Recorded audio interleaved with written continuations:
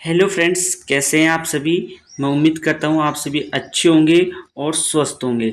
तो फ्रेंड्स, जैसे कि आप सभी को पता है, आपके अपने यूट्यूब चैनल सागर ऑनिक्स क्लासेस पर आप सभी को यहाँ पे डेली क्लास 10 साइंस की आप सभी को डेली रेगुलर क्लासेस देखने को मिल रही है। हमारे यूट्यूब चैनल सागर ऑनिक्स क्लासेस पर आप सभी को ऑलरेडी चैप्टर 2 तक आपको यहाँ पे कंप्लीट प्रोवाइड करवा दिया गया है। चैप्टर 2 तक की कंप्लीट क्लासेस आपको यहाँ प्रोवाइड करवाई गई है।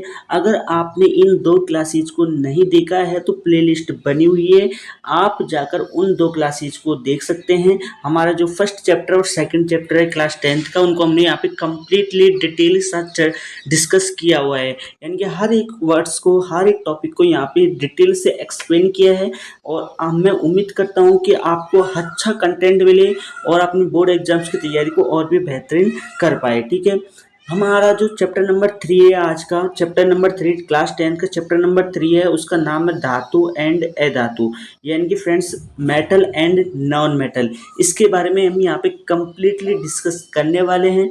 लेकिन डिस्कस करने से पहले आपको मेरी एक से विनती है कि अगर आपको हमारी क्लासेस अच्छी लगती है, कंटेंट आपको अच्छा लगता है, तो एक कमेंट और एक लाइक ज़रूर करके जाइएगा, क्योंकि आपका एक कमेंट और एक लाइक हमारी प्रेरणा बनता है। हमें और भी अच्छा कंटेंट देने का मन होता है, आपको और भी कंटेंट दे पाए। ठीक है, तो विनती है, कमेंट और लाइक शेयर करना मत भूलिएगा। हमारा चैप्टर नंबर 3 है, उसका नाम है friends metal and non metal, धातु एंड अधातु। इसको हम यहाँ पे देखने वाले हैं, लेकिन इससे देखने से पहले हम यहाँ पे फ्रेंड्स एक बात करते हैं कि धातु और अधातु होती क्या चीज़ है। इसके बारे में पढ़ने से पहले हमें इसकी कंप्लीटली इसका पीछे का बैकग्राउंड हमें पता होना चाहिए कि है क्या चीज़। तो इसको हम यहाँ पे देखने वाले हैं पीरियोडिक टेबल से, यानी कि आवर्त सारणी से। इसको हम यहाँ पे देखने वाले हैं। आवर्त सारणी क्या होती है, इसमें कुल कितने आवर्त होते हैं, कितने यहाँ पे वर्ग होते हैं, कंप्लीटली यहाँ पे देखने वाले हैं। उसके बाद में हमारा जो चैप्टर नंबर 3 है, उसको यहाँ पे स्टार्ट करते हैं। तो चलिए हम आवर्त सारणी को देख लेते हैं, उसके बाद में आगे बढ़ते हैं। तो फ्रेंड्स, ये हमारी आवर्त सारणी है, पीरियोडिक टेबल है। तो फ्रेंड्स, जो आवर्त सारणी होती है, इसमें कुल आपको 118 तत्व देखने को मिलने वाले हैं। और ऐसा तो है नहीं कि हमको 118 तत्व याद करने हैं, बिल्कुल ही नहीं करने। हमारी जो एग्जाम्स के ओरिएंटेड हमसे जो पूछे जाते हैं, वो कुल 30 तत्वों तक याद रखने हैं। 30 तत्व तक अगर आपको याद है, 30 तक के एलिमेंट्स अगर आपको याद है, तो आप आसानी से जो भी तत्व है उनका परमाणु क्रमांक, परमाणु द्रव्यमान, भार, ये सब चीज़ें यहाँ पे कंप्लीटली देख सकते हो।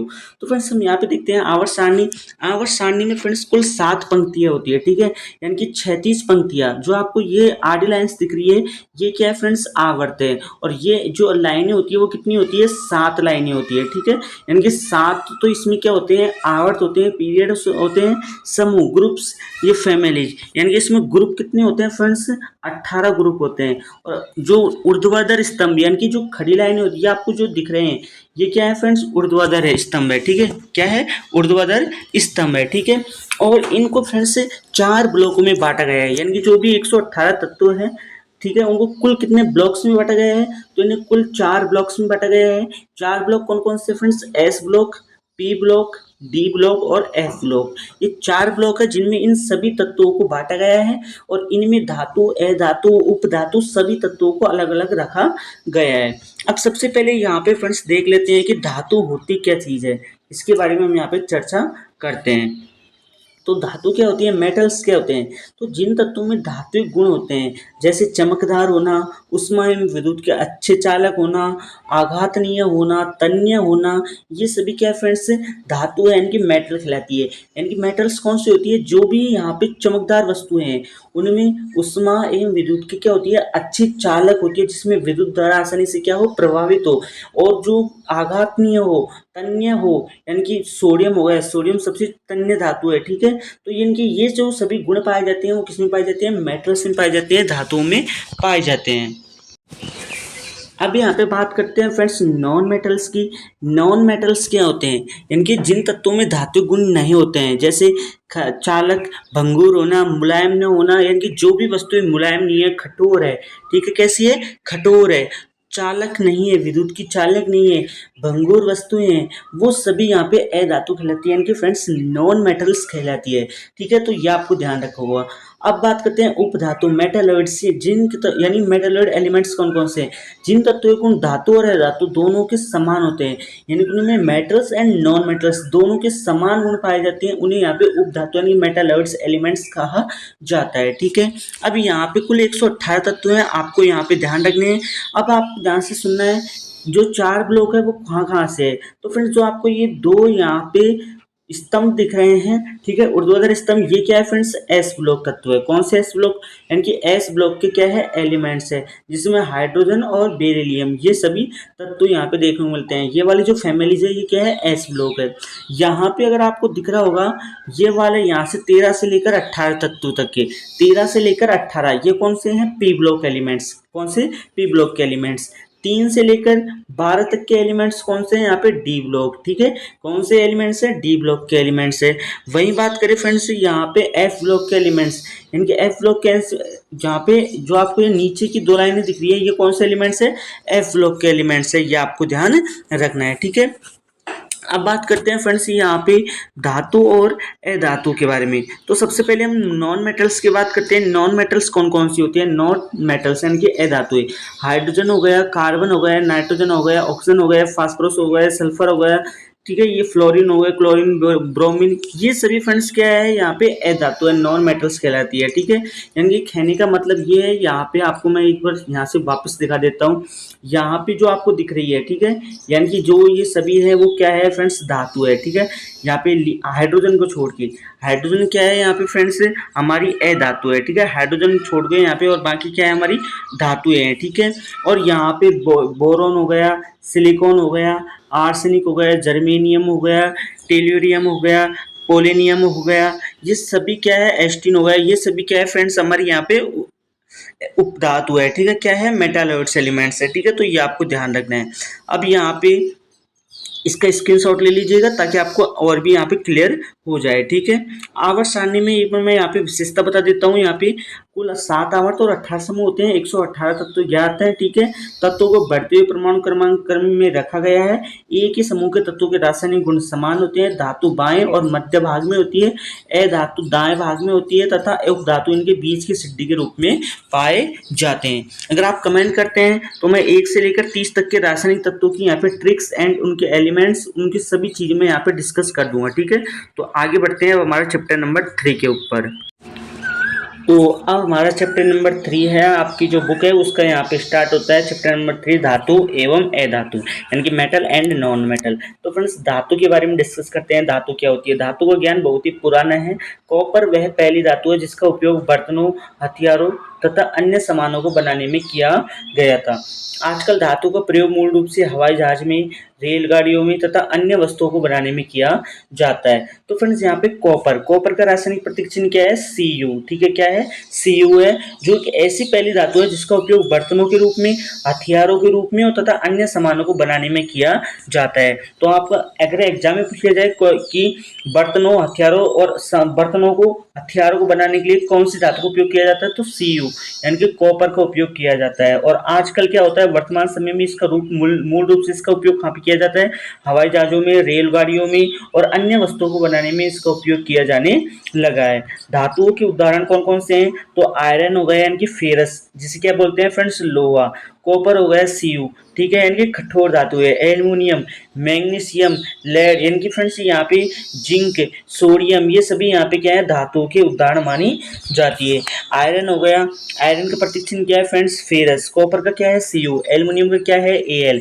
मैग्नीशियम का Mg, lead acetate Pb, zinc Zn और सोडियम Na, ये सभी यहाँ पे क्या है फ्रेंड्स, धातुओं के उदाहरण है। धातु के भौतिक गुणधर्म कौन कौन से होते हैं, यानी कि इसके गुण कौन कौन से हैं, कि हम पहचान कैसे कर सकते हैं कि ये हमारी धातु है। तो धातु की जो सतह होती है वो कैसी होती है, चमकदार होती है। इस गुण को धात्विक चमक कहा जाता है। धातु की क्या गुण है, सबसे पहला गुण क्या पाया जाता है उसमें, चमक। उनकी जो सतह होती है वो कैसी होती है, चमकदार होती है। ठीक है, इस गुण को यहाँ पे धात्विक चमक कहते हैं। धातु सामान्य रूप से कठोर होती है, प्रत्येक धातु की कठोरता अलग होती है, यानी कि धातु कैसी होती है, कठोर तो होती है। ठीक है, कुछ धातु को पीट कर उन्हें पतली चादरों के रूप में ढाला जा सकता है। इस गुण को आघात वर्धनीयता कहा जाता है। अब यहाँ पे एक शब्द आया फ्रेंड्स, आघात वर्धनीयता। आपसे 1 नंबर का क्वेश्चन पूछा जा सकता है कि आघात वर्धनीयता किसे कहते हैं? तो आपको ध्यान रखना है कि इसका उत्तर आपको देखना है कि धातु को पीट-पीट करके उन्हें पतली चादरों के रूप में ढालने की जो प्रक्रिया होती है, उसे यहाँ पे आघात वर्धनीयता कहते हैं, ठीक है? जैसे हम मान के चलते हैं हमारी जो कोई लोहा है, ठीक है, उसको हथौड़े के मार से हम उसको पीट पीट करके उसके ऊपर चोट दे देकर उसे क्या पतली चादर के रूप में परिवर्तित कर सकते हैं। उन जो पतली चादर के रूप में उसे परिवर्तित किया है, उसे बदला है, वो क्या कहलाती है, उसका गुण क्या कहलाता है, आघात वर्धनीयता कहलाता है। धातुएं सामान्य रूप से उष्मा की क्या होती है, सुचालक होती है, जिनमें विद्युत धारा का प्रवाह आसानी से क्या होता है, प्रवाह हो जाता है। विद्युत धारा के सुचालक सुचालक शब्द की क्या अर्थ है कि जिसमें जो विद्युत धारा है उसका क्या हो, प्रवाह हो, ठीक है। जो धातुएं किसी कठोर सतह से टकराती है और आवाज उत्पन्न करती है उसे ध्वनिक कहते हैं।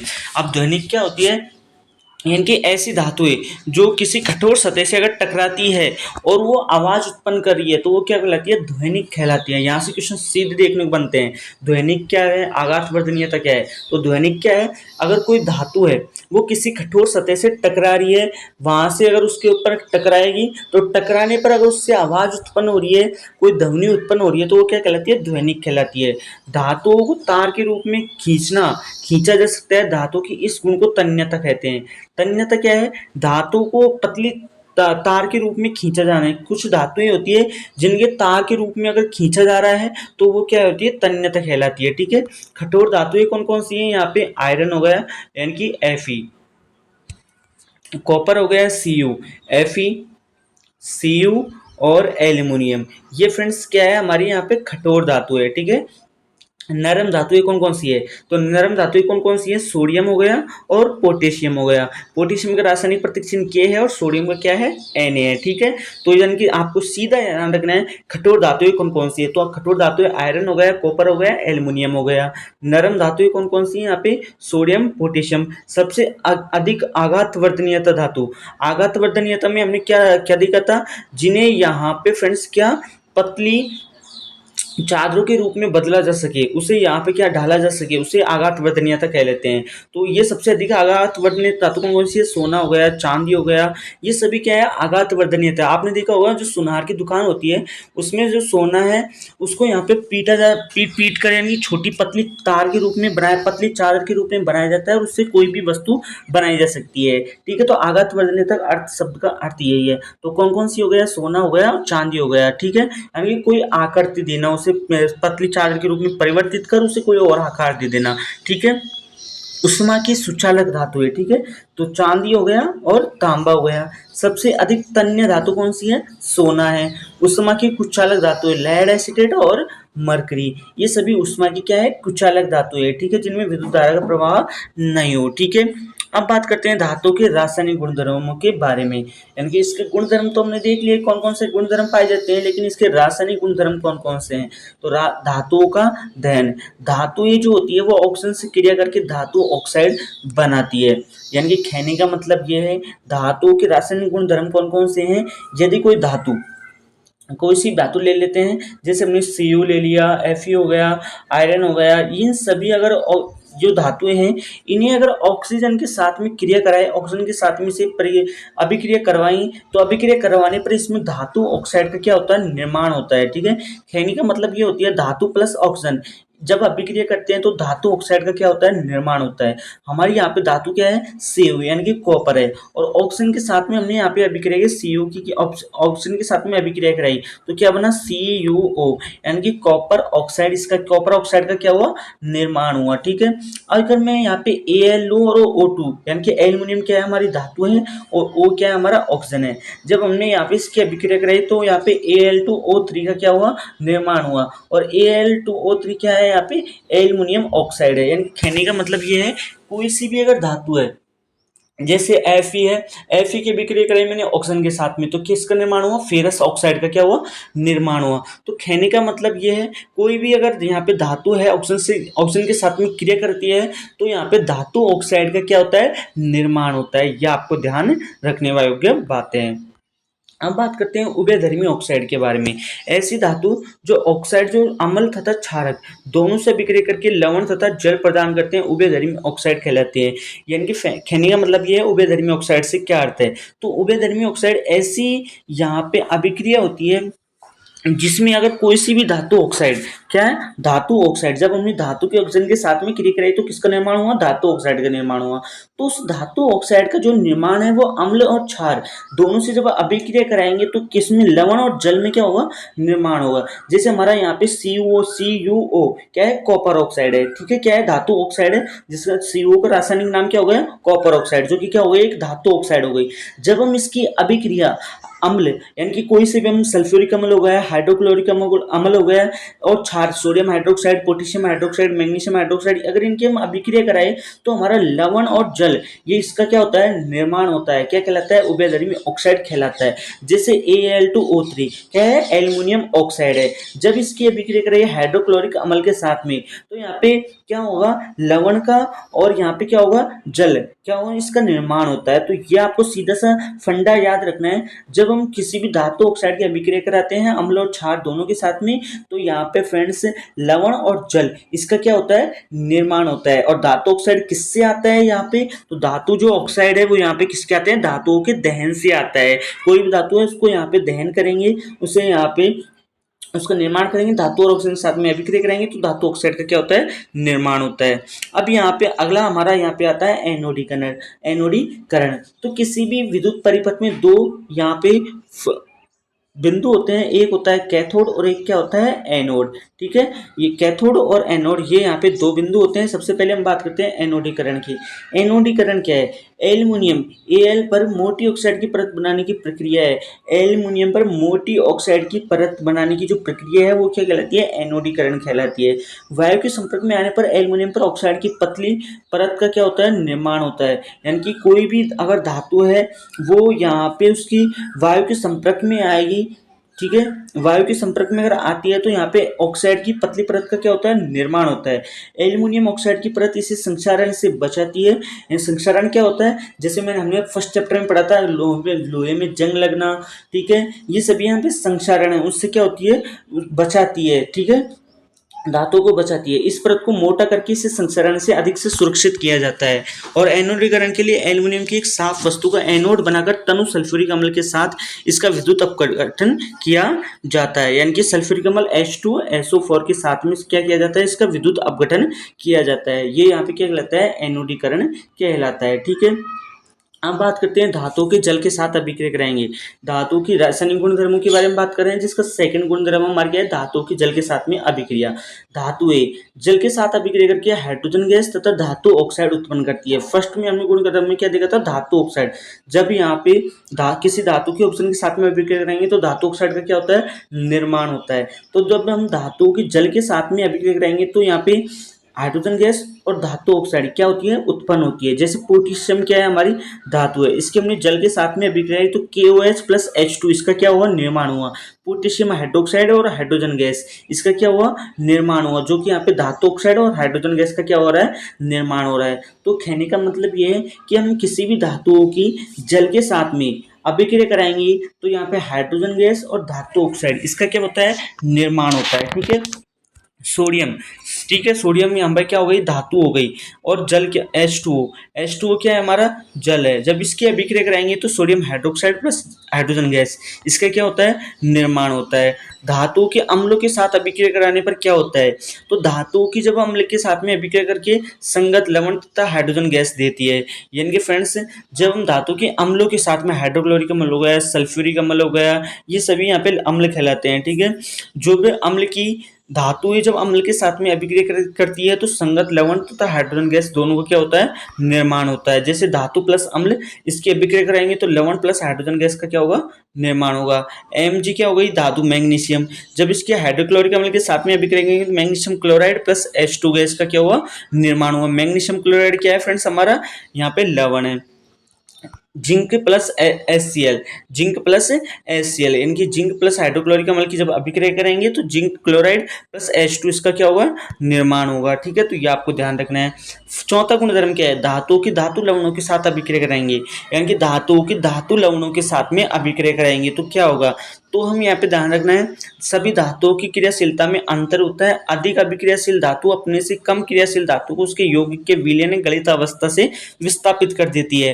यानी कहने का मतलब ये है किसी भी अधिक अभिक्रियाशील धातु अपने से कम क्रियाशील धातु को उसके यौगिक के विलयन या गलित अवस्था में, यानी कि गलाने की जो अवस्था है उसमें क्या कर देती है, विस्थापित कर देती है, परिवर्तित कर देती है, वो इसके साथ में अभिक्रिया कराने पर होता है। ठीक है, अब बात करते हैं फ्रेंड्स यहाँ पे एक्वारेजिया। क्या है ये एक्वारेजिया, तो ये रोयल जल का लैटिन शब्द है। यह 3:1 के अनुपात में सांद्र हाइड्रोक्लोरिक अम्ल एवं सांद्र नाइट्रिक अम्ल, हाइड्रोक्लोरिक अम्ल क्या है HCl, एवं सांद्र नाइट्रिक अम्ल यानी कि HNO3 के ताजा मिश्रण है।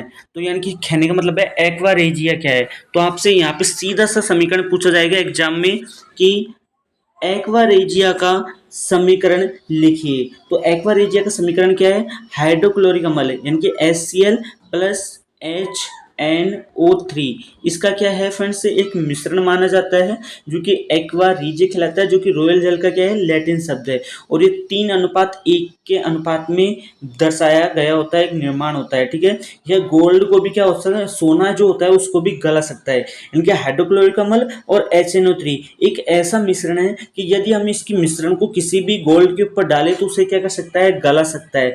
ठीक है, तो यह आपको ध्यान रखना है। एक्वारेजिया भवक्तर द्रव के साथ में प्रबल संक्षारक है। यह गोल्ड एवं प्लेटिनम जैसे धातुओं को लाने में समर्थ होता है, इसमें क्षमता रखता है। यानी कि यहाँ पे जो एस हाइड्रोक्लोरिक अम्ल है और HNO3 है, ये एक ऐसा मिश्रण है जो कि कोई भी गोल्ड, सोना हो गया, प्लेटिनम धातु हो गया, उन धातुओं को गलाने में अपनी क्षमता रखता है, उनको आसानी से गला सकता है। ठीक है, आगे बात करते हैं सक्रियता श्रेणी। धातु की क्रियाशीलता को अवरोही क्रम में व्यवस्थित करने पर जो सूची प्राप्त होती है उसे यहाँ पे सक्रियता श्रेणी कहते हैं। ठीक है, अब यहाँ पे सबसे पहले हम बात करते हैं सबसे अधिक अभिक्रियाशील धातु कौन सी है। सबसे अधिक अभिक्रियाशील धातु सोडियम और पोटेशियम, यानी कि Na और K सबसे अधिक अभिक्रियाशील धातु मानी जाती है। तो यहाँ से ऑब्जेक्टिव क्वेश्चंस बनते हैं, आपके एग्जाम में क्वेश्चन बनेगा सबसे अधिक अभिक्रियाशील धातु कौन सी है। आपको ऑप्शन दिए जाएंगे और ऑप्शन में आपको दिया जाए कोई भी धातु, कोई भी उपधातु, कोई भी अधातु, तो उनमें से आपको देखकर बताना है कौन सी यहाँ पे अधिक अभिक्रियाशील धातु मानी जाती है। तो सबसे अधिक अभिक्रियाशील जो धातु है वो कौन सी है, सोडियम। सोडियम का रासायनिक प्रतीक चिन्ह क्या है, Na। और पोटेशियम, पोटेशियम का रासायनिक प्रतीक चिन्ह क्या है, K। तो ये सबसे अधिक अभिक्रियाशील धातु मानी जाती है। अब बात करते हैं सबसे कम अभिक्रियाशील धातु के बारे में। तो सबसे कम अभिक्रियाशील धातु कौन सी है, गोल्ड और प्लेटिनम। सोना और प्लेटिनम ये क्या है, सबसे कम अभिक्रियाशील धातु मानी जाती है। अगर हम यहाँ पे अभिक्रियाशील शब्द का अर्थ देखिए कि अभिक्रियाशील धातु होती क्या चीज़ है, तो ऐसी धातु जो अपने इलेक्ट्रॉन त्याग कर धनात्मक आयन देती है। ठीक है, क्या होती है, अपने जो इलेक्ट्रॉन्स है उनको त्याग करके जो धनात्मक आयन प्रदान करती है उसे यहाँ पे अभिक्रियाशील धातु कहा जाता है। तो अभिक्रियाशील धातु का अर्थ आपको ध्यान रखना है कि ऐसी धातु जो अपने इलेक्ट्रॉन्स त्याग कर धनात्मक आयन बनाती है उसे यहाँ पे अभिक्रियाशील धातु कहा जाता है। तो सबसे अधिक अभिक्रियाशील धातु क्या है, सोडियम और पोटेशियम। सबसे कम क्रियाशील अभिक्रियाशील धातु गोल्ड और प्लेटिनम। तो ये आपको ध्यान रखना है। अब बात करते हैं अधातु। धातुओं की तुलना में अधातु की संख्या क्या होती है, कम होती है। जैसे सल्फर हो गया, आयोडीन हो गया, ऑक्सीजन हो गया, हाइड्रोजन हो गया, ये सभी यहाँ पे क्या है, अधातु है। जब हमने स्टार्ट किया था तो आपको आवर्त सारणी में से ये सभी चीजें बताई थी। ठीक है, तो सल्फर हो गया, आयोडीन, ऑक्सीजन, हाइड्रोजन, ये सभी यहाँ पे क्या है फ्रेंड्स, अधातु मानी जाती है। ब्रोमीन ऐसी अधातु है जो द्रव अवस्था में होती है। इसके अलावा सभी अधातु या तो ठोस है या फिर गैस है। अब बात करते हैं फ्रेंड्स ब्रोमीन, Br। ठीक है, कौन सी, Br। ब्रोमीन एक ऐसी धातु है जो द्रव अवस्था में होती है। ठीक है, तो आपसे यहाँ पे क्वेश्चन बनेगा द्रव अवस्था में कौन सी धातु, कौन सी अधातु होती है। तो द्रव अवस्था में जो हमारा तत्व है वो कौन सा है, ब्रोमीन है। ब्रोमीन एलिमेंट्स है, एक ऐसा एलिमेंट है, एक ऐसी अधातु है जो द्रव अवस्था में होती है। इसके अलावा सभी अधातु या तो ठोस होती है फिर कैसी होती है, गैसीय होती है। ठीक है, अधातुओं के गुणधर्मों के बारे में बात करते हैं। अधातुएं आघात वर्धनीयता नहीं होती। आघात वर्धनीयता मतलब क्या होता है, जिन्हें पतली पतली चादरों के पीट पीट करके उन्हें हथौड़े की मार से, किसी पदार्थ, किसी वस्तु की सहायता से चोट मार मार करके उन्हें पतली चादरों के रूप में परिवर्तित नहीं किया जाता, उन्हें यहाँ पे धातु कहा जाता है और अधातुओं में ये गुण नहीं पाया जाता है। तो जो अधातु होती है वो आघातवर्धनीय तन्य नहीं होती, अधातु तन्य नहीं होती है तथा वे भंगुर होती है, ठीक है। अधातु उष्मा की क्या होती है, कुचालक होती है, जिनमें यहाँ पे विद्युत धारा का प्रवाह नहीं हो। अधातु में चमक नहीं होती है, ठीक है, अधातु में चमक नहीं होती है, जबकि धातु में क्या होती है, चमकदार होती है। अधातु की गलनांक एवं क्वथनांक अपेक्षाकृत क्या होते हैं, कम होते हैं, यानी गलनांक और क्वथनांक जो होता है वो क्या होता है, कम होता है। गलनांक क्या होता है, क्वथनांक क्या होता है, ये हम आगे डिस्कस करेंगे। अधातु कमरे के ताप पर ठोस, द्रव तथा गैस के रूप में हो सकती है। जो अधातु होती है वो कमरे के जो तापमान होता है, टेम्परेचर होता है, वो ठोस अवस्था, द्रव अवस्था, गैस अवस्था, इनके रूप में हो सकती है। अब हम यहाँ पे बात करने वाले हैं फ्रेंड्स अधातु की रासायनिक अभिक्रिया, ठीक है। धातु की रासायनिक अभिक्रिया देख ली, आपको अधातु की यानी कि नॉन मेटल्स की रासायनिक इक्वेशन, केमिकल इक्वेशंस यहाँ पे देखने वाले हैं। सबसे पहले बात करते हैं ऑक्सीजन के साथ में अधातु की अभिक्रिया। जब हम ऑक्सीजन की अगर अधातु के साथ में अभिक्रिया कराएंगे तो क्या होगा, तो फ्रेंड्स जो अधातु है वो ऑक्सीजन के साथ में अभिक्रिया करके अम्लीय ऑक्साइड बनाती है, ठीक है, अम्लीय ऑक्साइड बनाती है। यानी कि जब हम अधातु की ऑक्सीजन के साथ में अभिक्रिया कराएंगे तो अधातु ऑक्साइड का निर्माण होता है और ये अम्लीय ऑक्साइड का क्या होती है, निर्माण करती है। जब हम अधातु क्या हो गया, कार्बन हो गया, ऑक्सीजन के साथ में अभिक्रिया तो कार्बन डाइऑक्साइड का क्या हुआ, निर्माण हुआ, CO2 का क्या हुआ, निर्माण हुआ है। अधातु के ऑक्साइड अम्लीय प्रकृति की होती है, हम जल में घुलकर अम्ल बनाते हैं, ठीक है। यानी कि कहने का मतलब ये होती है, जो अधातु ऑक्साइड होती है वो कैसी होती है, अम्लीय प्रकृति की होती है और ये जल में घुलकर क्या बनाते हैं, अम्ल बनाते हैं। जब हम CO2 को जल में मिलाते हैं तो H2CO3 यानी कार्बनिक अम्ल का क्या होता है, निर्माण होता है। तो सीधा सा फंडा आपको ध्यान रखना है, सबसे इजी है यहाँ पे। जब हम अधातु की ऑक्सीजन के साथ में अभिक्रिया कराएंगे तो अधातु ऑक्साइड का क्या हुआ, निर्माण हुआ। जब हम धातु की ऑक्सीजन के साथ में क्रिया कराते हैं तो धातु ऑक्साइड का निर्माण होता था। वैसे ही यहाँ पे हमारी अधातु है, ठीक है, अधातु कौन सी है, C यानी कि कार्बन है। जब हम इसकी ऑक्सीजन के साथ में अभिक्रिया कराएंगे तो हमारा यहाँ पे क्या होगा, CO2 का क्या हुआ, निर्माण हुआ, यानी कि कार्बन डाइऑक्साइड का गैस का क्या हुआ, निर्माण हुआ। और जो हमारी कार्बन डाइऑक्साइड गैस है उसको हम जल के साथ में अभिक्रिया कराएंगे, यानी CO2 का निर्माण। जब हम H2O के साथ में अभिक्रिया कराएंगे तो यहाँ पे H2CO3 का क्या हुआ, निर्माण हुआ। H2CO3 क्या है, कार्बनिक अम्ल है। टेलीग्राम चैनल पर मैंने सभी रासायनिक तत्वों के नाम, उनके प्रतीक चिन्ह डाल दिए गए हैं, ठीक है। अम्लों के साथ में अभिक्रिया कराई, अधातु सल्फ्यूरिक अम्ल व नाइट्रिक अम्ल के साथ अभिक्रिया करती है।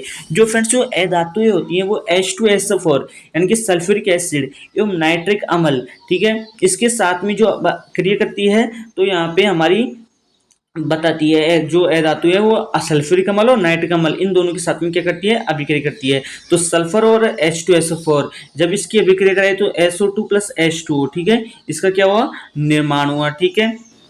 क्लोरीन के साथ में अभिक्रिया कराने पर क्या होता है, अधातु क्लोरीन के साथ अभिक्रिया करके क्लोराइड बनाती है, ठीक है। यानी कि जब हम यहाँ पे सल्फर प्लस क्लोरीन जब इसका निर्माण अभिक्रिया कराई तो H2Cl2 का क्या हुआ, निर्माण हुआ। H2Cl2 क्या है, सल्फर मोनोक्लोराइड है, ठीक है। तो आपको सीधा सा फंडा याद रखना है, जब अधातु क्लोरीन के साथ में अभिक्रिया करती है तो यहाँ पे क्लोराइड बनाती है, ठीक है, क्या बनाती है, क्लोराइड बनाती है। हाइड्रोजन के साथ में अभिक्रिया कराने पर क्या होता है, अधातु हाइड्रोजन के साथ अभिक्रिया करके सहसंयोजक हाइड्राइड बनाती है, क्या बनाती है, सहसंयोजक हाइड्राइड बनाती है, ठीक है। तो ये आपको ध्यान रखना है, चारों अभिक्रियाएं हैं अधातुओं की रासायनिक, वो आपको ध्यान रखना है। अधातु किसके साथ में अभिक्रिया करने पर किसका निर्माण होता है, क्या इसका निर्माण होता है, क्या बनाती है, ये आपको ध्यान रखना है, ठीक है। तो जब हम हाइड्रोजन के साथ में अभिक्रिया कराते हैं तो सहसंयोजक हाइड्राइड क्या होता है, निर्माण हुआ है। उत्कृष्ट गैसों के नाम, तो आपसे यहाँ पे क्वेश्चन भी पूछा जाएगा, ठीक है, ऑब्जेक्टिव पूछ सकता है या फिर आपको 1 नंबर में अलग से पूछ सकता है, ठीक है। तो उत्कृष्ट गैसें कौन कौन सी है, हीलियम, नियोन, ऑर्गन और जिलोन, ये सभी यहाँ पे फ्रेंड्स क्या है, उत्कृष्ट गैसें हैं, ठीक है। तो ये आपको ध्यान रखना है। द्रव अवस्था में पाई जाने वाली धातु, द्रव अवस्था में कौन कौन सी धातु है जो पाई जाती है, मरकरी यानी कि Hg, पारा जिसे क्या बोला जाता है, मरकरी, पारा, Hg इसका रासायनिक प्रतीक चिन्ह माना जाता है। ये कौन सी द्रव अवस्था में पाई जाने वाली क्या है, धातु है। ऐसी धातु है जिन्हें हथेली पर रखने पर पिघलने लगती है, यानी कि ऐसी धातु जिनको अगर हम हाथ की हथेली पर रखें तो उसमें क्या होता है, पिघलने यानी कि द्रव अवस्था में होने लगती है, द्रव अवस्था में उसका निर्माण होने देखने को मिलता है। तो गैलियम और सीजियम ये दो ऐसी धातु है कि इनको अगर हम किसी हथेली पर रखें तो इसमें द्रव अवस्था में परिवर्तित होने लगती है, यानी कि पिघलने लगती है। ऐसी यह धातु जो चमकीली होती है। तो फ्रेंड्स कुछ धातुएं होती हैं अपवाद स्वरूप होते हैं, वो सभी यहाँ पे जो ऐसी है धातु जो क्या होती है चमकीली होती है। तो आयोडीन जो है वो क्या है चमकीली धातु होती है, ठीक है। ऐसी धातु जो विद्युत की सुचालक होती है, यानी कि कुछ अपवाद स्वरूप होते हैं। तो ऐसी धातु जो विद्युत की क्या होती है सुचालक होती है, जिनमें धारा प्रभावित होती है। तो यहाँ पे ग्रेफाइट में क्या है विद्युत का प्रवाह आसानी से हो सकता है, ठीक है। क्षारीय धातु कौन कौन से लिथियम, सोडियम और पोटेशियम।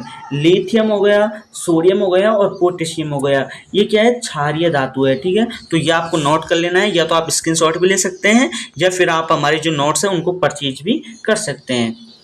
अब बात करते हैं फ्रेंड्स अपर रूप के बारे में।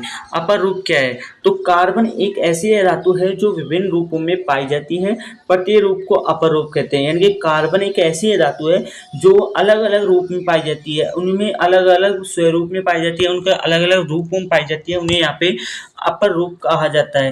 हीरा कार्बन का एक अपर रूप है, ये सबसे कठोर प्राकृतिक पदार्थ है। प्राकृतिक पदार्थ क्या है, प्रकृति से प्राप्त किया जाने वाला। इसका गलनांक एवं क्वथनांक बहुत अधिक होता है, ठीक है। तो हीरा जो होता है वो कार्बन का क्या है एक अपर रूप है। हीरे का जो गलनांक और क्वथनांक है वो बहुत अधिक होता है, ये आपको ध्यान रखना है। कार्बन का एक अन्य अपर रूप ग्रेफाइट जो विद्युत का क्या होता है सुचालक होता है, ठीक है। विद्युत का क्या होता है सुचालक होता है। आयनिक यौगिक धातु से अधातु में इलेक्ट्रॉन के स्थानांतरण से बने यौगिक को आयनिक यौगिक या वैद्युत संयोजक यौगिक कहा जाता है। आयनिक यौगिक क्या है, यानी कि धातु से अधातु में इलेक्ट्रॉन का जो स्थानांतरण होता है, इलेक्ट्रॉन का आदान जो प्रदान होता है, इलेक्ट्रॉन का जो लेन देन होता है, उसे जो नया यौगिक बनता है, नया तत्व बनता है, उसे यहाँ पे आयनिक यौगिक या वैद्युत संयोजक यौगिक कहा जाता है। जैसे वो है यहाँ पे NaCl, LiCl, CaCl, CaO, MgCl2, ये सभी क्या फ्रेंड्स आयनिक यौगिक है, ठीक है। तो इनके जो उदाहरण है एग्जाम्पल्स है वो आपको ध्यान रखने हैं। आयनिक यौगिकों के गुणधर्म, आयनिक यौगिक होते क्या है यह भी हमने डिस्कस किया, लेकिन इसके गुणधर्म कैसे पहचान कर सकते हैं। भौतिक प्रकृति, आयनिक यौगिक सामान्य रूप से ठोस एवं कठोर होते हैं, यानी कि ठोस अवस्था में होते हैं और कैसे होते हैं कठोर होते हैं, आयनिक यौगिक कहलाते हैं, ठीक है। क्योंकि इन यौगिकों में विपरीत आवेशित आयनों के मध्य प्रबल स्थिर वैद्युताकर्षण बल कार्य करता है। सामान्य रूप से इनकी प्रकृति कैसी होती है भंगुर होती है, यानी कि जिन यौगिकों की जिन एलिमेंट्स की प्रकृति जो होती है वो कैसी होती है भंगुर होती है, और उनमें स्थिर वैद्युत आकर्षण बल कार्य करता है, उसे यहाँ पे भौतिक प्रकृति आयनिक यौगिक के रूप में माना जाता है। कहने का मतलब है ठोस एवं कठोर भी होते हैं और इनमें वैद्युत आकर्षण बल कार्य करता है। गलनांक एवं क्वथनांक, आयनिक यौगिक गलनांक एवं क्वथनांक बहुत अधिक होता है, क्योंकि ये मजबूत वैद्युत वाहक बल के द्वारा जुड़े हुए होते हैं। जो यहाँ पे आयनिक यौगिक जो वस्तुएं होती हैं, एलिमेंट्स होते हैं, यौगिक होते हैं, उनमें गलनांक और क्वथनांक उनका क्या होता है बहुत अधिक होता है, ठीक है। क्योंकि ये मजबूत वैद्युत वाहक बल के द्वारा क्या होते हैं जुड़े हुए होते हैं, आपस में मिले हुए होते हैं, ठीक है। किसके द्वारा वैद्युत वाहक बल के द्वारा, विद्युत बल के द्वारा। कहने का मतलब है जो विद्युत बल है उसके द्वारा जुड़े हुए होते हैं। घुलनशीलता, वैद्युत संयोजक यौगिक सामान्य जल में घुलनशील तथा केरोसिन, पेट्रोल आदि जैसे विलायकों में अविलय होते हैं। इन जल में तो क्या होते हैं ये घुलनशील होते हैं, और जो केरोसिन हो गया, पेट्रोल हो गया, इनमें क्या होते हैं अविलय होते हैं, उनमें नहीं घुलते हैं। तो आपको ध्यान रखना है जो आयनिक यौगिक होते हैं उनका गुण क्या है। ये फ्रेंड जो यहाँ पे जो जल है उनमें क्या होते हैं घुल जाते हैं, और जो केरोसिन हो गया, पेट्रोल हो गया, उनमें क्या होते हैं अविलय होते हैं, उनमें नहीं घुलते हैं। तो ये यहाँ पे घुलनशीलता का गुण पाया जाता है। विद्युत चालकता, ठोस अवस्था में आयनिक यौगिक विद्युत का चालन नहीं करते हैं, यानी कि अगर ठोस अवस्था में कोई आयनिक यौगिक है तो उनमें विद्युत का प्रवाह नहीं होगा, उनमें विद्युत धारा प्रभावित नहीं होगी। परंतु आयनिक यौगिक गलित अवस्था में है तो उनमें विद्युत का चालन करते हैं। यदि कोई वस्तु, कोई भी आयनिक यौगिक, कोई भी एलिमेंट्स यदि गलित अवस्था में है, द्रवीय अवस्था में है, तो उनमें विद्युत का प्रवाह या विद्युत का चालन होगा।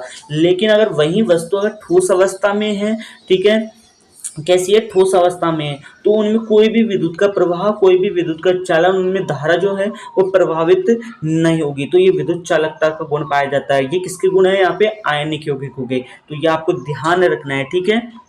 धातु की प्राप्ति, पृथ्वी की भूपृष्ठ में प्राकृतिक रूप से पाए जाने वाले तत्वों या यौगिकों को खनिज कहते हैं। खनिज क्या है, जो हमारी पृथ्वी है उनमें प्रकृति के रूप में पाए जाने वाले जितने भी तत्व एलिमेंट्स हैं उन्हें यहाँ पे खनिज कहते हैं। ठीक है, अब हम खनिजों के रूप में डिस्कस करने वाले हैं।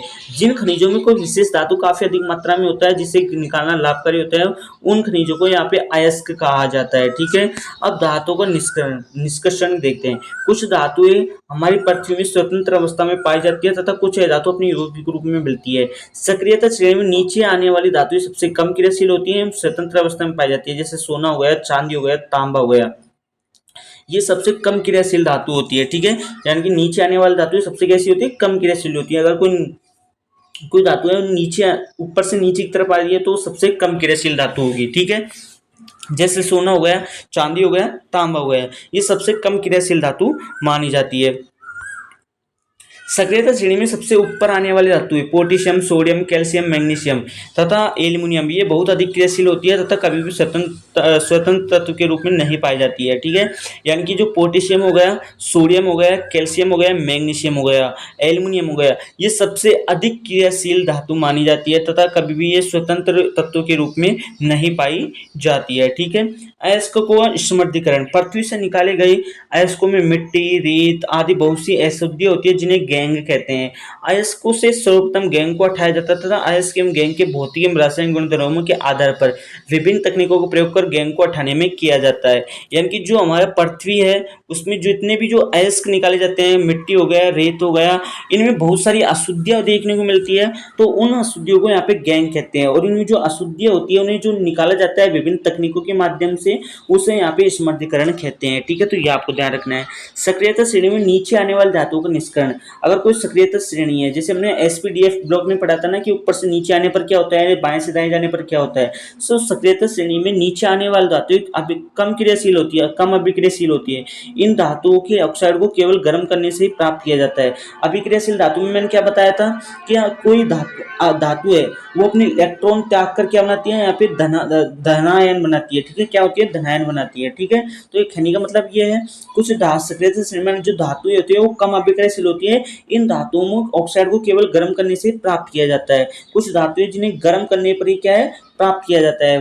पारे का एक प्रमुख अयस्क सिनाबार है, यानी कि HgS है। ठीक है, सक्रियता श्रेणी की मध्यम स्थित धातु को निष्कर्षण, आयरन हो गया, जिंक हो गया, कॉपर हो गया आदि की अभिक्रियाशीलता मध्यम होती है। प्रकृति में यह धातु प्राय सल्फाइड या कार्बोनेट के रूप में पाई जाती है। जो यहाँ पे आयरन हो गया, जिंक हो गया, कॉपर हो गया, ये यहाँ पे सल्फाइड या कार्बोनेट के रूप में ही पाई जाती है। ठीक है, भर्जन क्या है, तो भर्जन क्या है इसका रूप में देखते हैं। सल्फाइड अयस्क को वायु की उपस्थिति में अधिक ताप पर गर्म करने पर यह ऑक्साइड में परिवर्तित हो जाता है। यह प्रक्रिया भर्जन कहलाती है।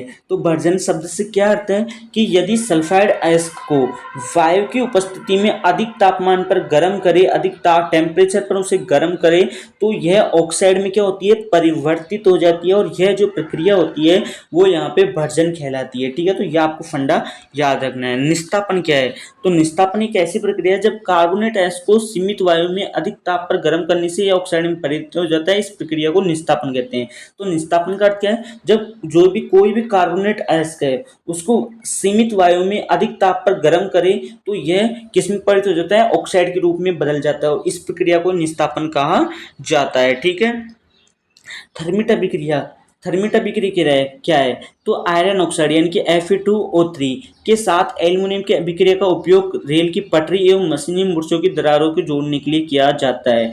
देखो यहाँ से कितना मोस्ट इंपोर्टेंट अभिक्रिया ये पूछी जाती है एग्जाम में। थर्मिट अभिक्रिया का केमिकल इक्वेशन लिखिए। थर्मिट अभिक्रिया का परिभाषा पूछ सकता है या आपको केमिकल इक्वेशन भी पूछ सकता है।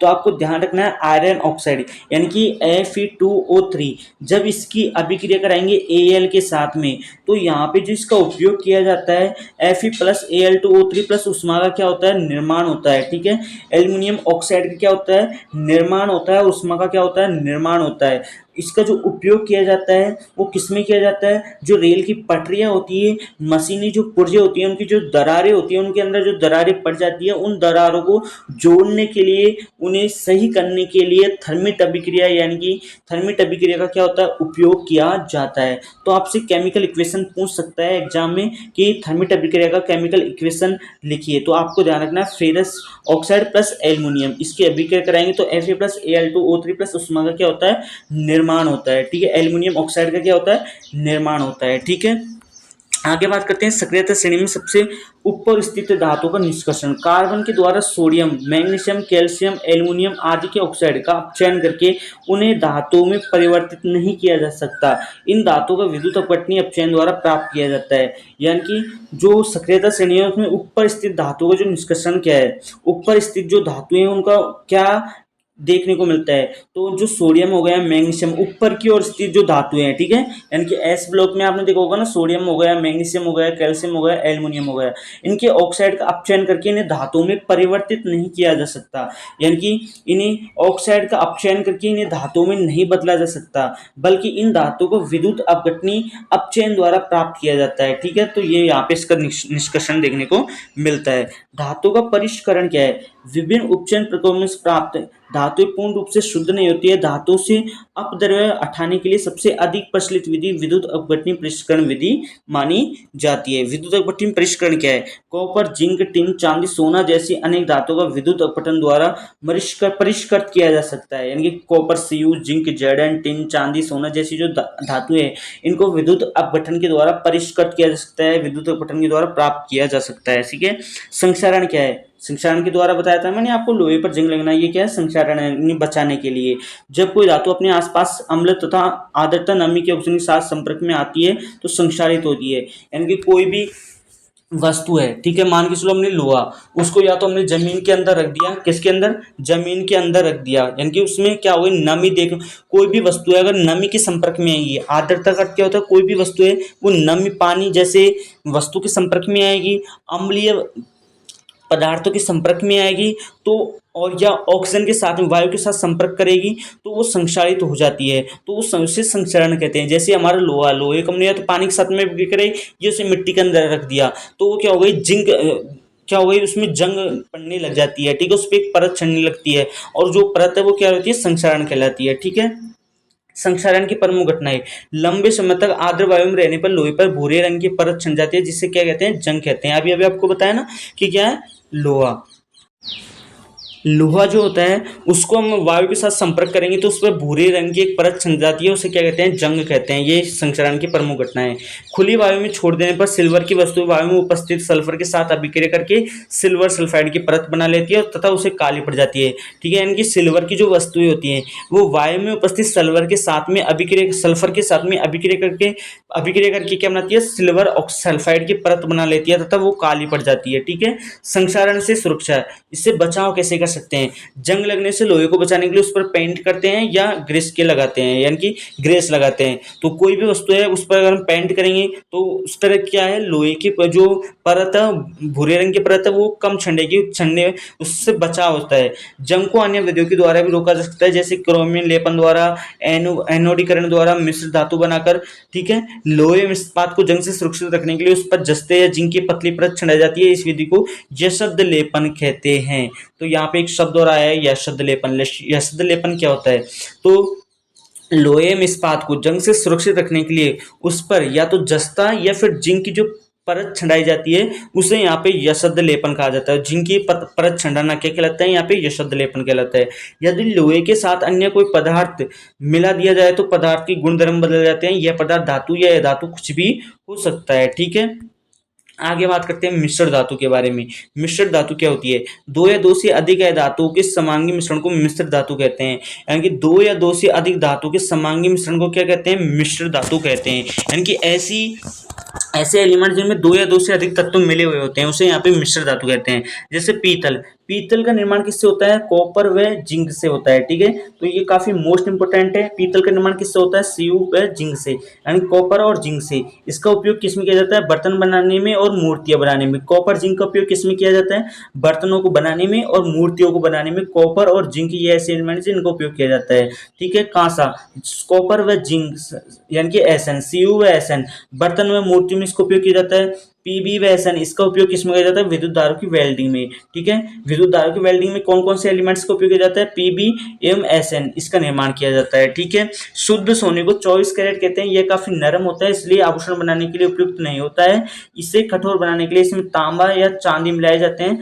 भारत में अधिकांश आभूषण जो बनाए जाते हैं वो 22 कैरेट सोने के बनाए जाते हैं। इसका तात्पर्य है कि 22 कैरेट सोने में 22 भाग शुद्ध सोना, 2 भाग तांबा या चांदी का होता है। तो जो भी हमारे यहाँ पे पदार्थ सोना है वो कभी भी 24 कैरेट का नहीं बना होता है। 24 कैरेट का बनाएंगे तो वो काफी नरम होता है, इसलिए आभूषण बनाने के लिए यह उपयुक्त नहीं होता है। तो इसे यहाँ पे या तो 22 कैरेट का बनाया जाता है या फिर 22 कैरेट से कम बनाया जाता है। ठीक है, तो आभूषणों को बनाने के लिए 22 कैरेट यहाँ पे सर्वोत्तम माना जाता है, जिसमें 22 भाग शुद्ध सोना होता है, 2 भाग तांबा का या फिर चांदी का होता है। ठीक है, तो ये आपको ध्यान रखना है। ठीक है, तो ये हमारा चैप्टर नंबर 3 था, जो हमने यहाँ पे कम्प्लीटली वन शॉट में रिवीजन किया है। ठीक है, तो ये क्लास अगर आपको अच्छी लगी है तो क्लास को लाइक, वीडियो को शेयर और चैनल को सब्सक्राइब करना मत भूलिएगा। तो मिलते हैं एक नेक्स्ट वीडियो के साथ, तब तक के लिए जय हिंद, जय भारत।